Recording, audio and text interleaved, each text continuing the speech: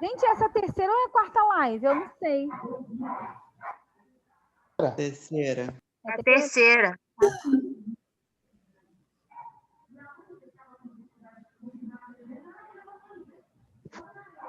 O que foi a terceira? Que? Começou, professora?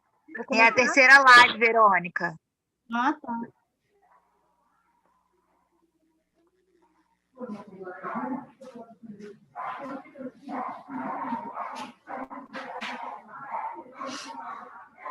A terceira do idoso, né? Isso. Ou não? Terceira do idoso. Mas falaram que começava hoje. É o terceiro tempo. Ah, tá.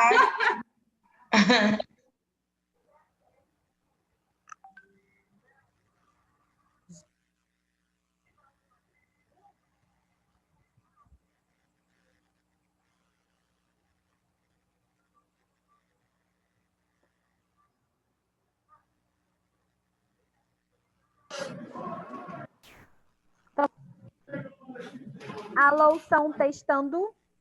Perfeito. Ok. Professora, meu telefone. Professora, já fez a chamada? Vou fazer a chamada, com certeza.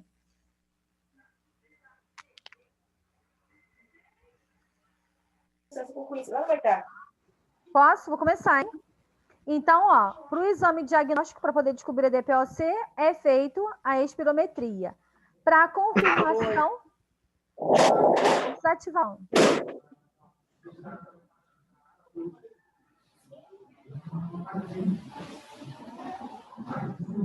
Professora, essa espirometria só serve para quem tem DPOC? Não, quem tem dificuldade respiratória muitas das vezes é feito também, tá? Tipo, o meu filho fez se ele tinha problema de asma mesmo, não é um que põe respira pelo tubo? Isso, aí vai lá, assopra. Uhum. Aí É ele isso deu. Ele tem problema mesmo de asma. É isso mesmo, tá? Bom, obrigada. Nada, Chuchu.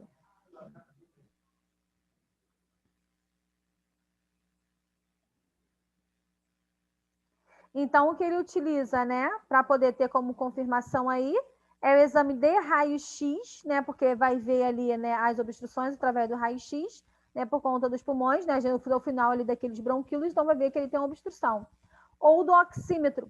O oxímetro mais é para poder estar verificando o nível de saturação, né, que é a oferta de oxigênio que está na corrente sanguínea. Então, é colocado aquele oxímetro, né, que é o portátilzinho, coloca no dedo e ali começa a dar uma margenzinha de quanta porcentagem de oxigênio tem ali na corrente sanguínea, tá?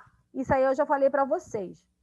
Agora, para poder ter certeza que a porcentagem de oxigênio que está na corrente sanguínea é fidedigna, é feito que tipo de exame? Tá certo? Eu quero saber certinho a porcentagem, né, de oxigenação que está ali na corrente sanguínea. Qual é o nome do exame que é feito? O oxímetro é um parâmetro. E esse exame, qual é o nome dele que se dá?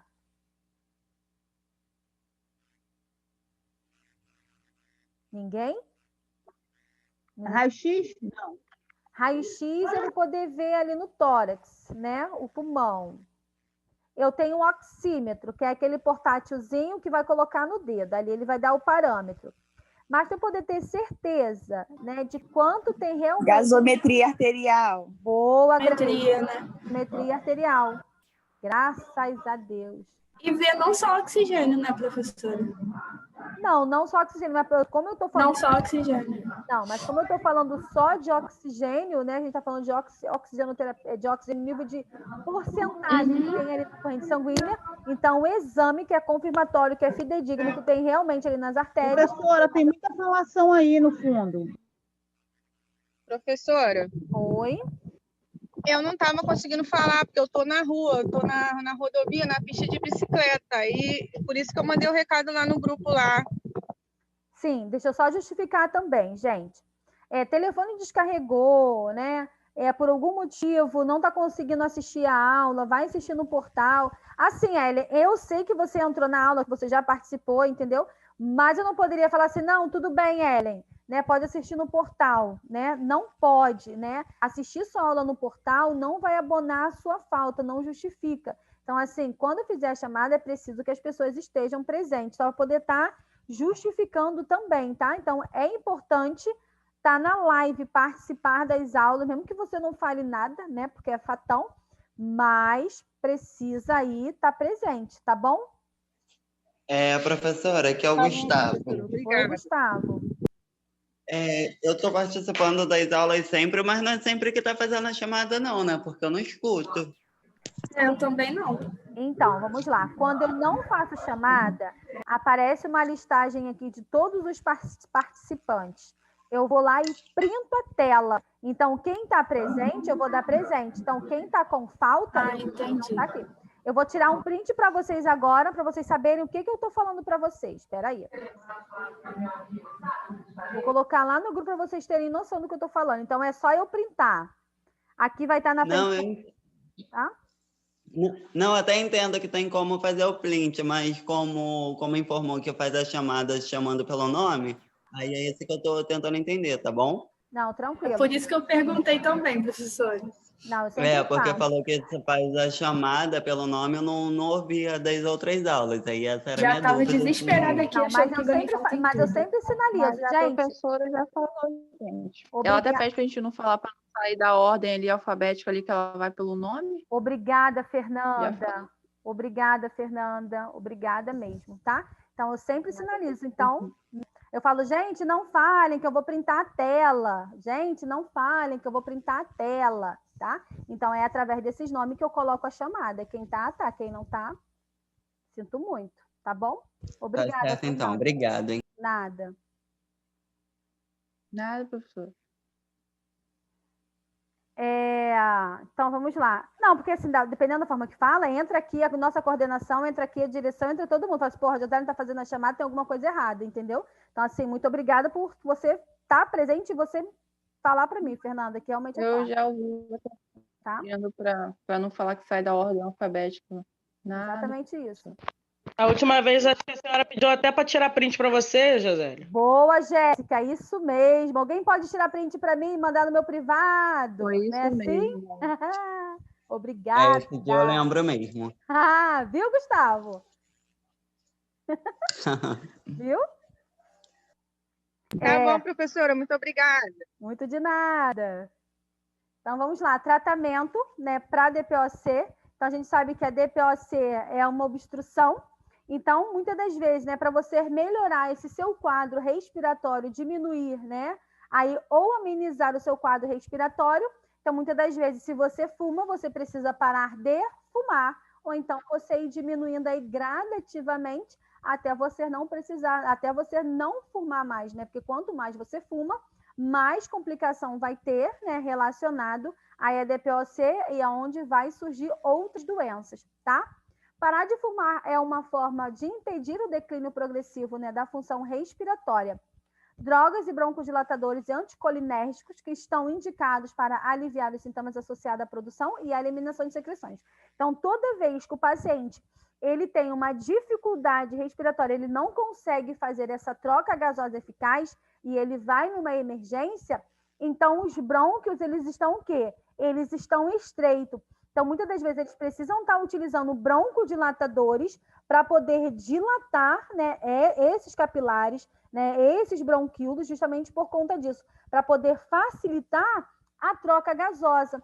Então, quando você está obstruindo, então diminui a passagem de luz, você não consegue fazer a troca gasosa, é onde o paciente ele começa a se sentir muito cansado, é onde ele começa a se sentir dispneico, é onde ele começa a estar utilizando as musculaturas acessórias, porque ele não consegue respirar.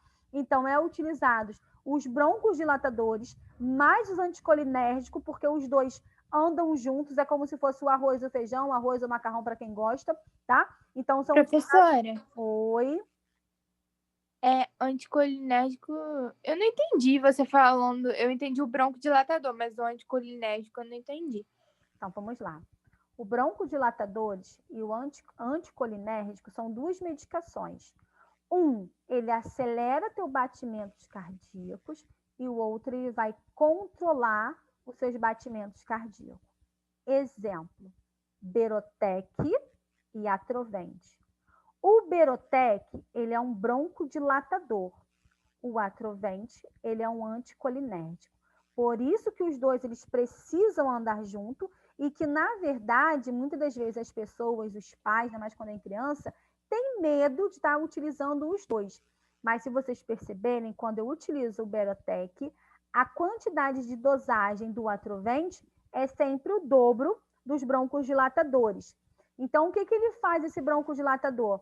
Eu não tenho, né, por ter uma obstrução através de secreções ou através de poluições, ele não consegue fazer a troca gasosa, que é através das suas vias aéreas inferiores, que a DPOC ela vai atingir as vias aéreas inferiores. Então, ele vai numa emergência porque ele está cansado, ele está com uma dispneia, ele não consegue respirar, ele fica puxando o ar, né? Então, quando a gente fala que ele puxa o ar, ele acaba utilizando as musculaturas acessórias, então a gente consegue ver o tórax dele, né, elevando, né, a sua musculatura ela realmente fica abaulada, então ela faz esse movimento.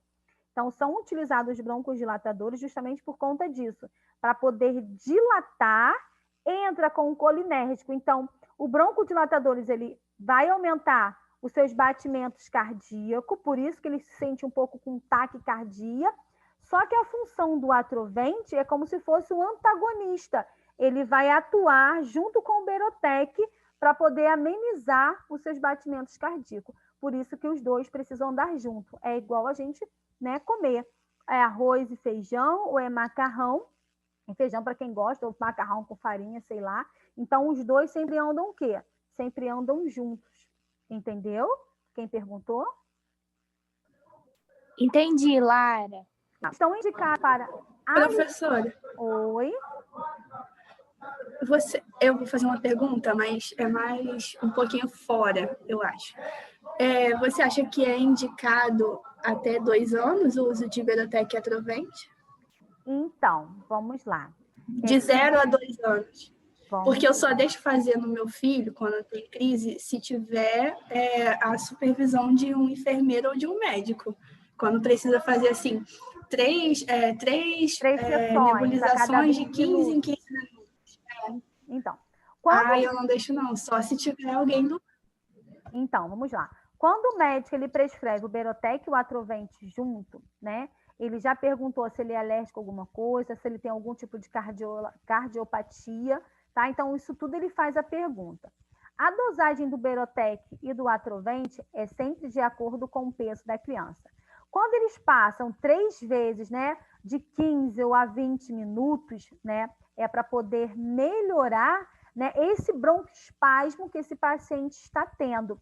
Então, crianças, geralmente, as sessões elas vão ser realmente 3 vezes de 15 a 20 minutos, vai depender do médico, tá? Então, ele realmente vai passar essas 3 sessões. Após que acabar uma nebulização, ele vai estar utilizando a outra. A gente só precisa realmente observar para poder, se esse paciente ele vai piorar ou não, quando ele acaba utilizando aí os broncodilatadores, que é o Berotec, que ele acaba acelerando aí os batimentos cardíacos. Mas, por contrapartida, ele acaba utilizando, que é o Atrovente, que é o anticolinérgico, para poder atuar junto com o Berotec, justamente para isso, para poder não dar aquela taquicardia. O broncodilatador, a função dele é dilatar aquilo ali para poder ele começar, os bronquíolos, né? Para ele poder começar a fazer essa troca gasosa. Então, é importante fazer, sim, de 30 em 30 minutos, entendeu? Professora? Oi? Posso falar? Pode. Meu filho faz uso, como eu falei com você, ele é asmático. Quando ele foi cuidado no fundão, e quando ele está em crise, lá no hospital falaram que ele não pode usar o Atrovente, só o Berotec.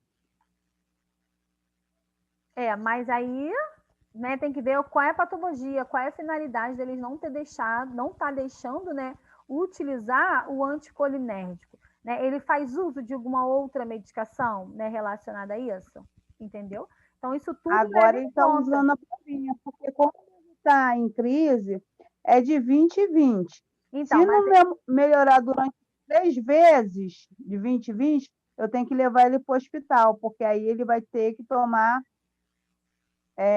direto na veia. Então, mas aí você falou que ele usa uma bombinha, né? A bombinha provavelmente aí é o Subutex ou o Aerolin, né? Então, isso ele acaba utilizando também como anticolinérgico. Então, para que eu vou encharcar demais o paciente se ele já faz uso contínuo? Se você já fez em casa também, entendeu? Mas então, antigamente ele não usava, quando ele era menor. Ele era magro e fazia uns 8 de Atrovente só. 8 de Aberotex, Atrovente não. Foi cortado, o médico cortou. Por isso que eu estou perguntando. Você está falando, está me explicando uma fórmula que eu não sabia. Entendi. Então, os dois são utilizados. É igual para quem tem problema de pressão, gente. Para quem tem problema de pressão que é hipertenso, né, eles acabam utilizando, né, duas medicações, que é o captopril, o atenolol, o losartana, né? Um vai controlar os batimentos cardíacos e o outro vai controlar a pressão. Então, os dois precisam andar junto. Então, quem faz uso só de losartana, daqui a pouco vai ter um pico hipertensivo. Quem só faz uso de captopril, daqui a pouco vai ter outro pico hipertensivo. Porque os dois, eles precisam andar junto, né? Para poder um aumentar ou controlar e o outro está controlando ali os seus batimentos cardíacos o tempo todo para poder não ter esse pico. E a finalidade dos dois justamente é essa. Pode ser que tem médico, você está me dizendo uma coisa completamente ao contrário, né? Que muitas das vezes os médicos eles têm medo de fazerem tanto o Berotec, está utilizando mais o Atrovente, que não vai ter finalidade nenhuma, que o broncodilatador é o Berotec. Entendeu? Então, eles acabam associando, ou porque os pais acabam questionando, porque está colocando muita quantidade, né? Vamos supor, se ele fez 8 gotas, né, de Berotec, se ele era pequeno, né, dependendo do peso dele, ele iria colocar 16 gotas de Atrovente. Então, essa quantidade absurda de Atrovente pode assustar os pais, é onde eles acabam tendo aí uns picos aí de surto relacionado a isso. Então, o que levou, né, ao médico, que avaliação foi feita, então isso é igual eu falo para vocês, é de mulher para mulher, Marisa, é a mesma coisa, cada médico ele vai tomar aí as suas atitudes, né, as suas prescrições, tá? As suas condutas. Velha. Oi?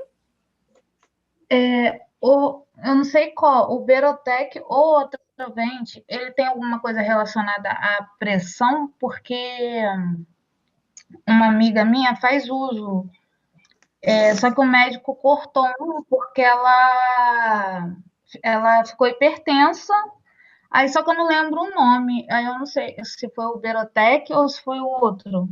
Então, vamos lá.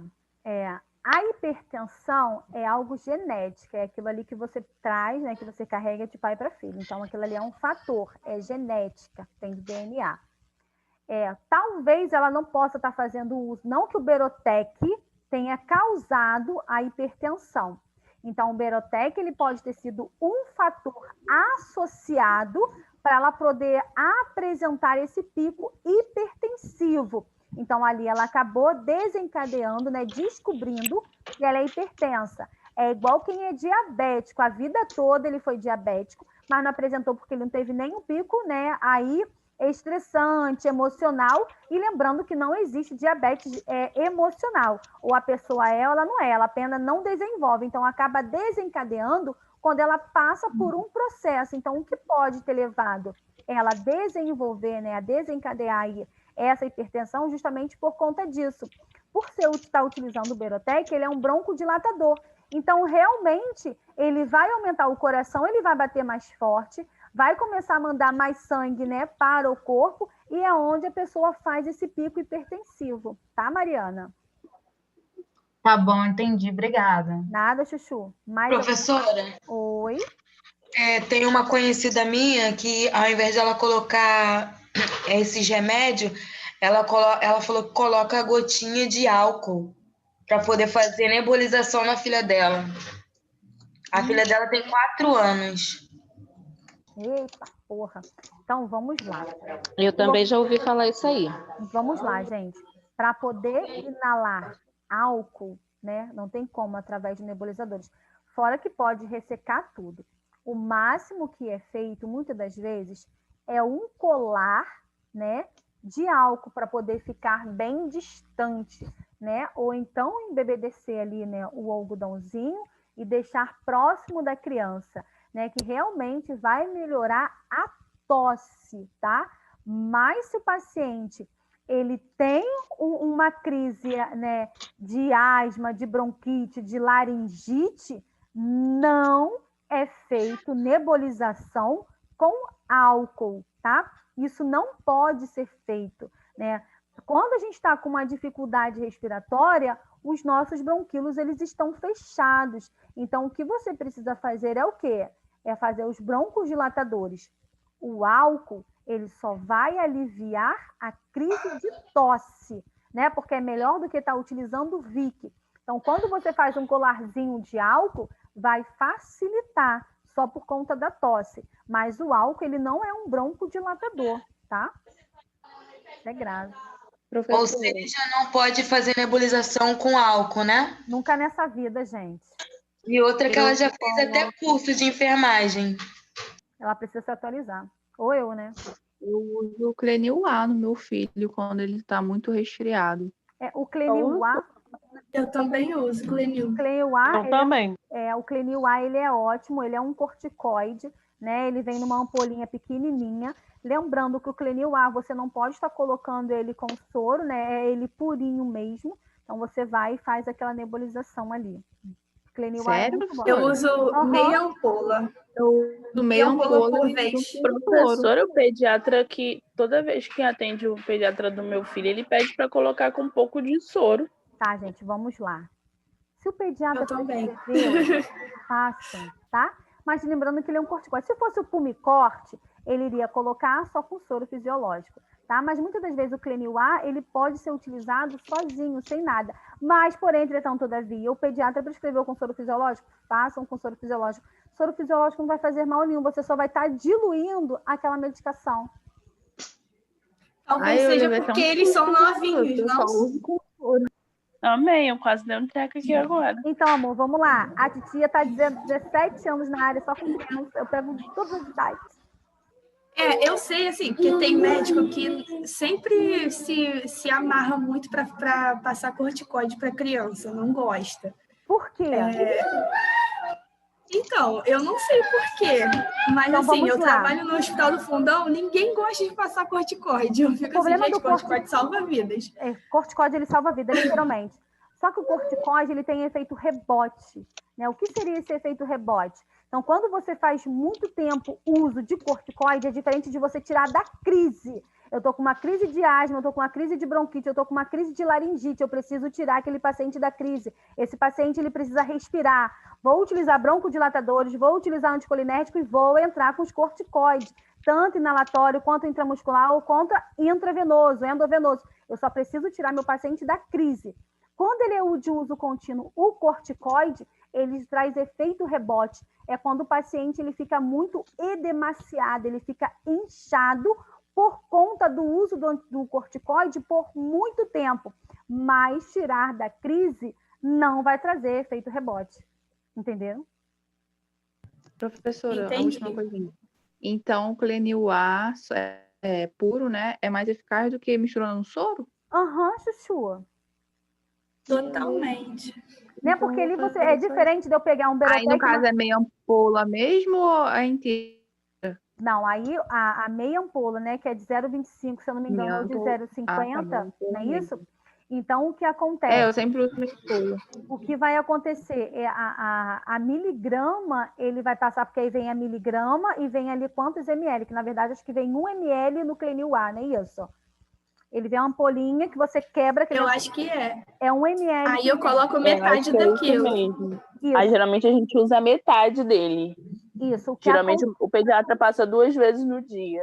Só para sinalizar para você que o Clenil A, se vocês perceberem, ele vem no plastiquinho iluminado, né, que é pratazinho, ele é fotossensível, tá? E você deixa ele exposto à luz, ele perde a vitalidade, ele perde a estabilidade, ou seja, não faz efeito nenhum. Então, cuidado quando vocês deixam exposto aí o Clenil A, tá? Ou até mesmo o Pumicorte, né? Eles são fotossensíveis, ele vai perder estabilidade, não vai fazer efeito.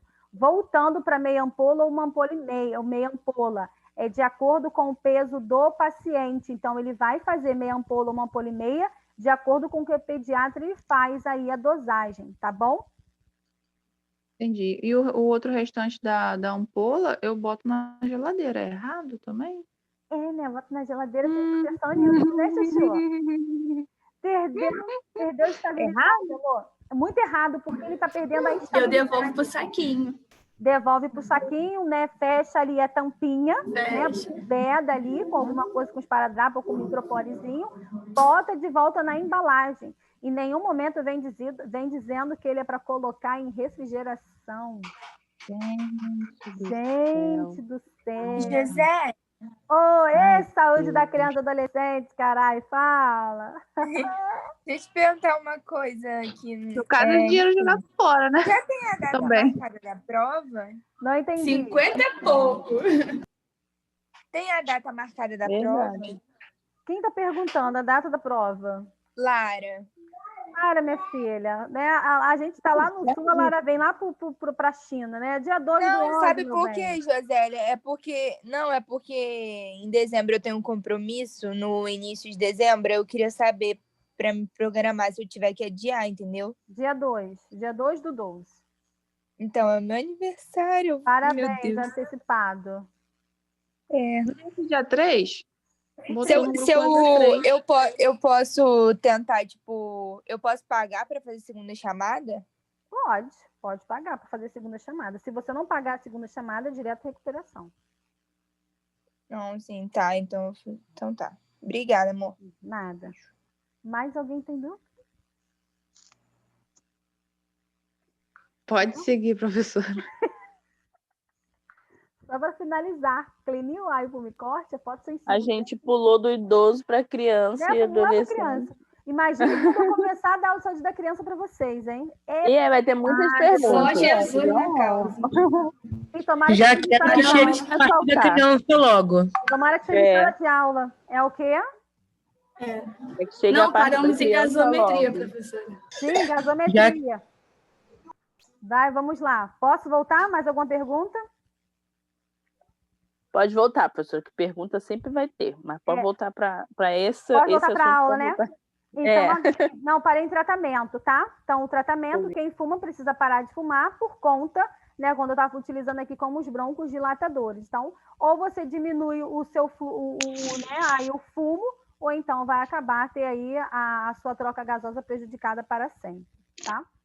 Bom, sobre as doenças pulmonares obstrutivas crônicas, quais são elas? Então, os fatores que levaram o paciente ter a doença, né, pulmonar obstrutiva crônica, ela, através da doença pulmonar obstrutiva crônica, DPOC, quais são as doenças que esse paciente ele pode desenvolver, né? Através daqueles fatores. Uma bronquite crônica, enfisema pulmonar, asma brônquica e bronquiectasia. E vamos falar um pouquinho sobre elas. Bom, bronquite crônica, que bom que eu consegui adiantar para vocês, senão vai ficar muito puxado. Bronquite crônica nada mais é que está presente quando uma pessoa tem uma tosse produtiva. Toda vez que a gente fala tosse produtiva, né, são aquelas secreções, tá? São as secreções produtivas. Então, a gente acaba tendo uma tosse aí produtiva, porque ele está tendo o quê? Uma obstrução. Quando eu falo de crônica, é depois que ultrapassa quanto tempo?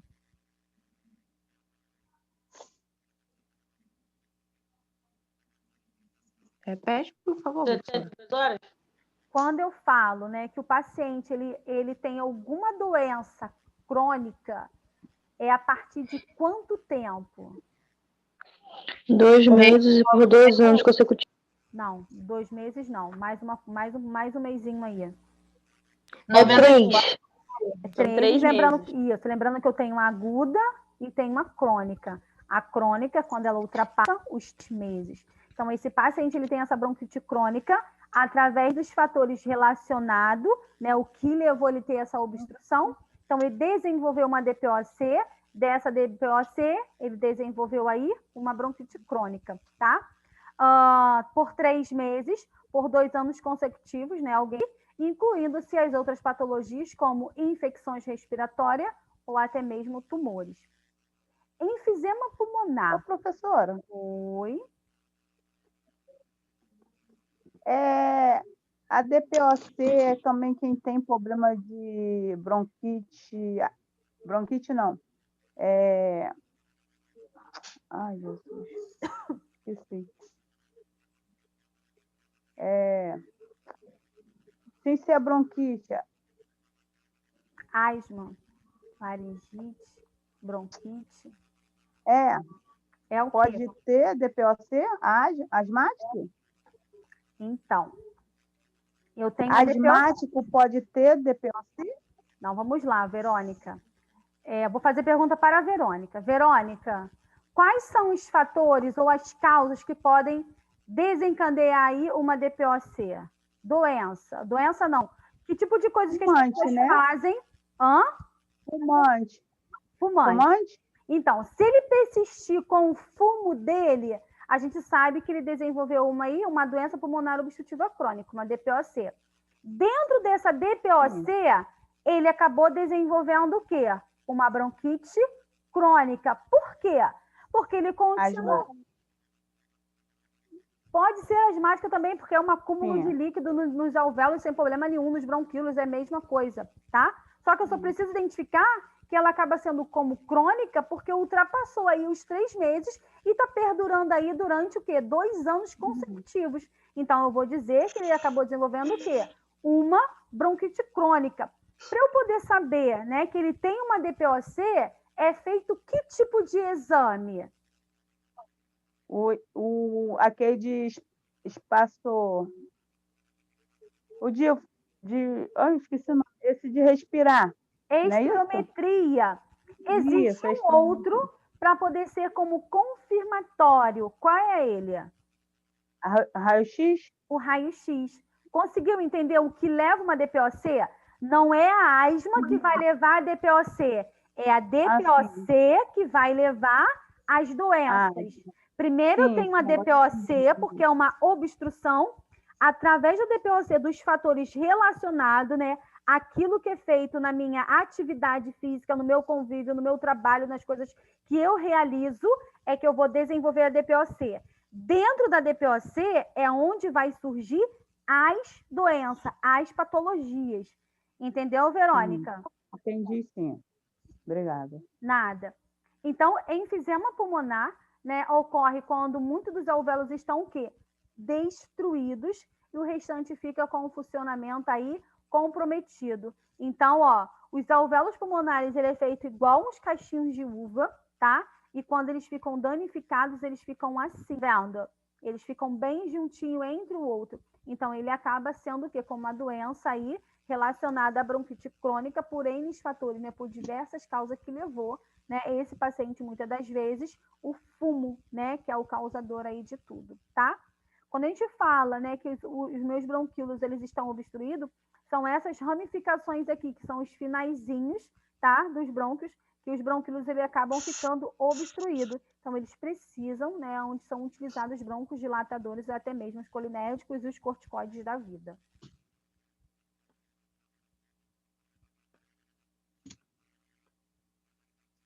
Passa, meu bem.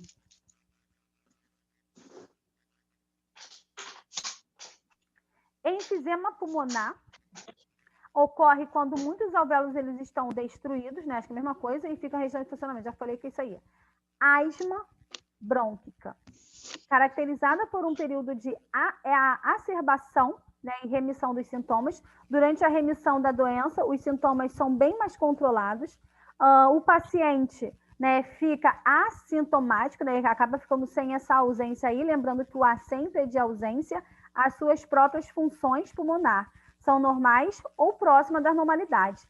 Na acerbação, né, ocorre o aumento da inflamação brônquica, com a liberação de mediadores inflamatórios que determinam broncoconstricção e sintomas de agudização, né, da doença, com todo desconforto por causa ao paciente.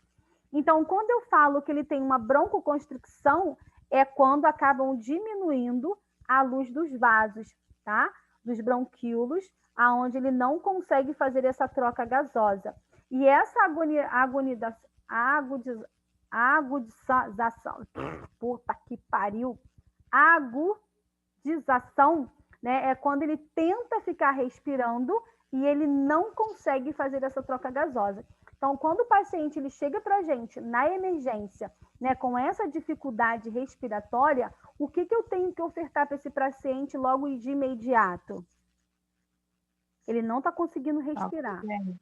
Até quantos litros eu posso... Oxigênio. Boa, criança. Até quantos litros? 3 litros. Até 3 litros nós temos respaldo, o médico vai tirar Na emergência, né? na emergência. E depois ele vai aumentar a quantidade de litros e passar as medicações, tá?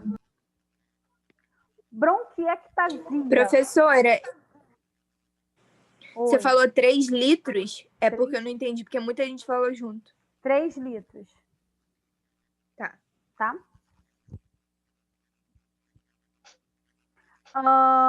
Bronquiectasia é o alargamento ou distorção dos bronquíolos, né, dos brônquios. Então, quando eu tenho uma enfisema, quando eu tenho uma bronquite crônica, eu tenho o quê? Eu tenho uma broncoconstricção, que é o fechamento. Quando eu já tenho uma bronquiectasia, eu tenho o alargamento dos brônquios. São tubos por onde entra o ar e sai dos pulmões. Dentro de cada pulmão, eles vão se ramificando como os galhos de árvore, formando a árvore brônquica. Na árvore brônquica normal, à medida, né, que se dirigem à periferia dos pulmões, eles vão se dividindo, afilando. Quando não ocorre essa diminuição do calibre, né, ao contrário do calibre, ele acaba sendo aumentado, dizemos que ele tem o quê? Uma bronquiectasia, onde o indivíduo irá, né, apresentar tosse com expectoração persistente em grande quantidade, principalmente pela manhã. Então, quando eu tenho uma bronquiectasia, eu já não tenho mais uma broncoconstricção, né, que é aí o estreitamento, que precisam ser realizados broncodilatadores, mas o colinérgico, utilizados aí como corticoide, para poder dilatar aquilo ali. Então, o paciente ele fica com aquele... Ele está agoniado, ele quer respirar e ele não consegue. Já a bronquiectasia, né, o final dessas ramificações dos brônquios, eles estão o quê? Dilatados. É onde o paciente, a gente pode identificar que é onde o paciente ele começa a me apresentar uma quantidade excessiva de secreções e precisam estar se utilizando, né, expectorações para poder diminuir essa quantidade, ou até mesmo os inaladores para poder fluidificar, né, para poder estar eliminando, né, essas secreções. O paciente que muitas das vezes está entubado, ele tem uma produção de secreção muito grande, então a gente precisa estar aspirando aquele tubo o tempo todo, tá? Conseguiram entender? Não, talvez?